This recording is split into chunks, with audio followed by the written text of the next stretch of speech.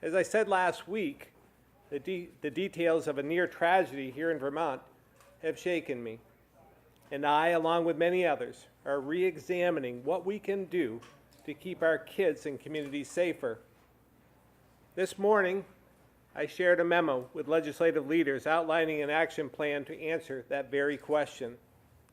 I think it's important to acknowledge that no single solution or combination of actions will eliminate 100% of the risk. But I remain fully committed to working with the legislature and community stakeholders to reduce the risk of violence in our communities while preserving our constitutional rights of Vermonters as well as Americans. The action plan I propose covers what we can do immediately to keep our kids safe. As well, longer-term strategies that will be included, both legislative and administrative actions, and it focuses in three core areas. First, strengthening school security. Second, keeping guns out of the hands of people who should not have them. And finally, prompting safe and healthy communities. I truly believe this conversation cannot be just about guns. And that, difficult as it is, we need to set politics aside and be willing to move forward and make difficult decisions about what steps will have a real impact and what actions need more research and discussion. At the end of the day, we must work together if we're going to build consensus towards meaningful change. Let me start with strengthening school safety, because I think the most immediate and urgent action step is to identify and implement any additional prevention or preparedness measures necessary. To that end, I directed the Vermont State Police, in coordination with our school security liaison officer, to conduct security assessments of all schools over the next several weeks. Additionally, I propose school safety grants, requesting we make $5 million available for security grants that can be quickly deployed. As well, I'm hoping to engage with you, the media, on a public service project to send the message, when you see something, say something. I cannot emphasize enough that without the courage of a young woman who spoke up about the Fairhaven threat, we could have faced an unthinkable tragedy. As well, I'd like to encourage the legislature to consider a shield law to protect the identity of those brave individuals who do speak up.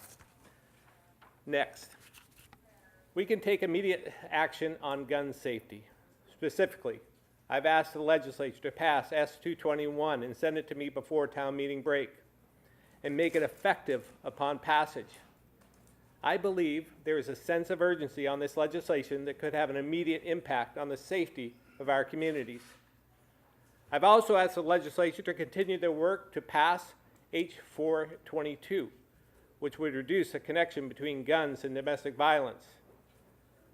H-675, which would clarify a judge's discretion to require high-risk individuals to turn over all guns and dangerous weapons.